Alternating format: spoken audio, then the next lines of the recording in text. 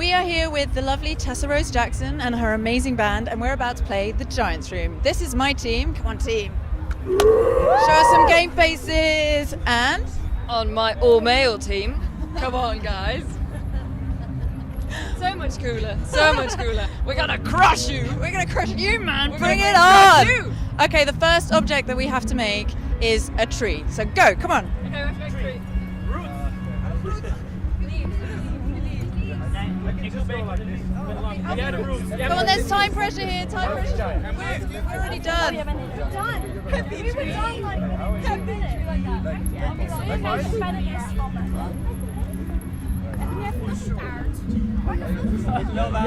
Are we done? Are we done? Is this doable, guys?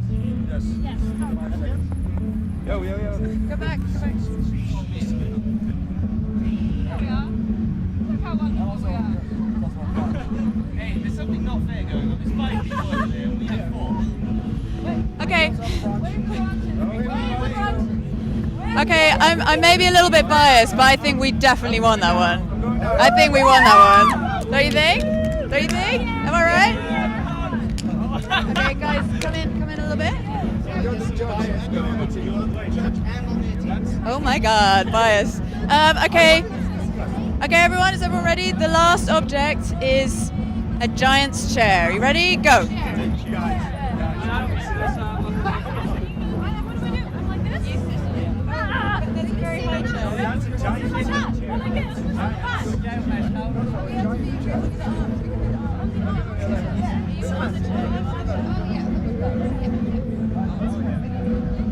Guys, we're done. Hurry up.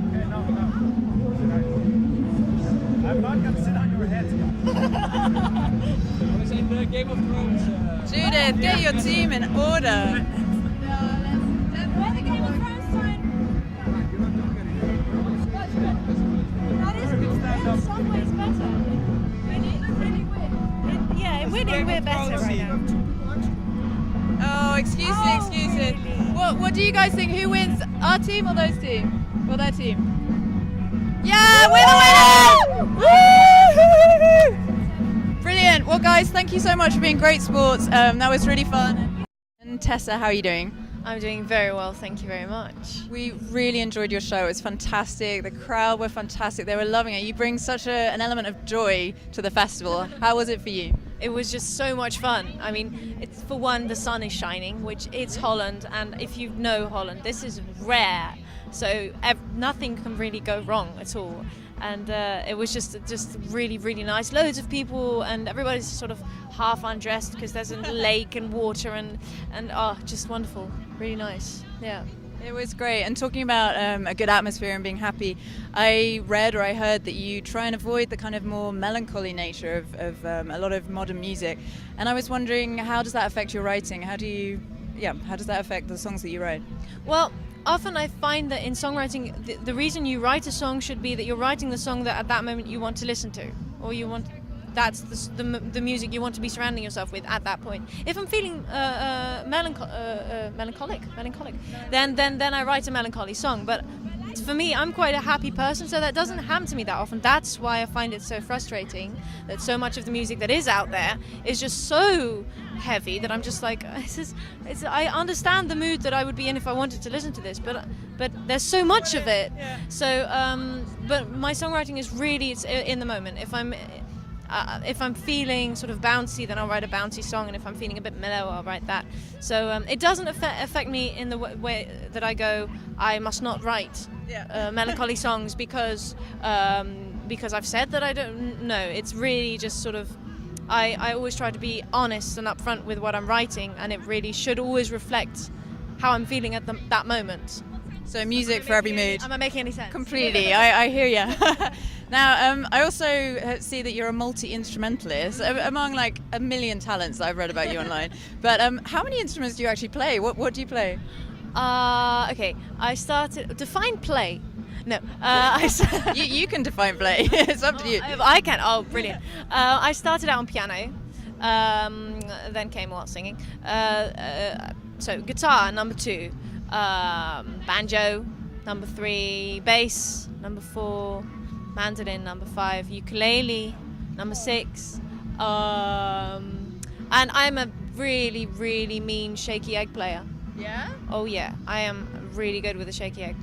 Yeah. I think that might be the most impressive of all your talents. I know, hours and hours of practice.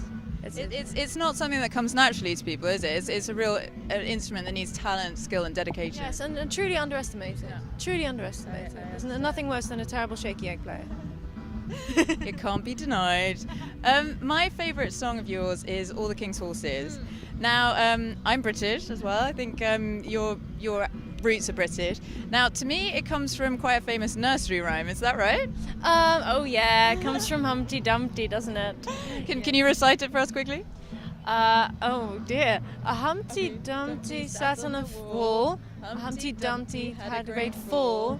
All the king's horses and all the king's men couldn't put Humpty together again. Yeah. Aha! I wasn't sure. Helping me out there.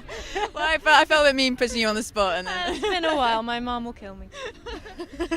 now, you seem pretty sweet and down to earth and generally an all-round lovely lady. But as you're becoming more and more successful, I feel like you need to develop a bit more kind of diva-esque behaviour.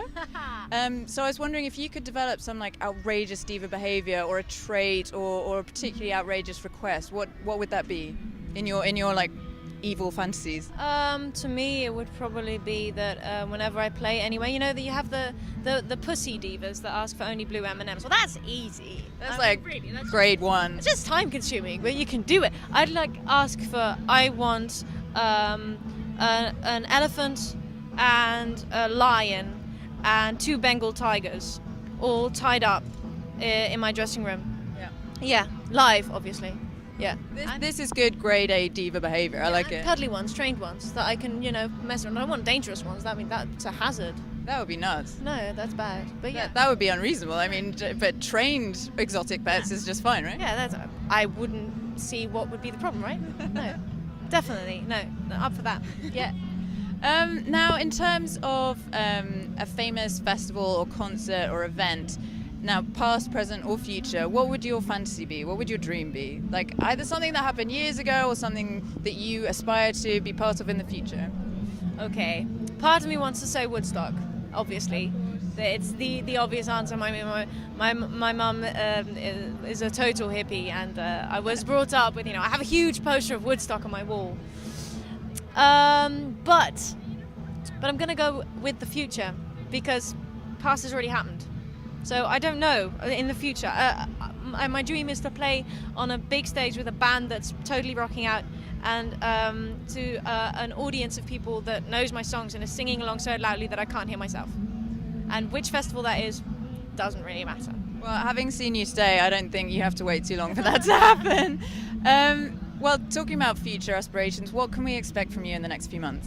In the next few months, first I'm going on holiday, which is something that I've been looking forward to for ages. Then, actually, there is some really exciting stuff coming up, which I can't tell yet. But there is something. Follow me on Facebook and Twitter because there's something really exciting coming up. So that's number one. Number two is I've been asked to do some tutorials of some of my songs, which is something that I've been wanting to get down to forever. And I made my first one today, and I'm really, really bad at it because as soon as I start showing people how to play, I play it all wrong. So it takes me forever. But it's really fun because you can help people to learn your songs, and they're really very easy. So that's going to be coming up, and also some covers. So loads actually. Just going to get right down to it.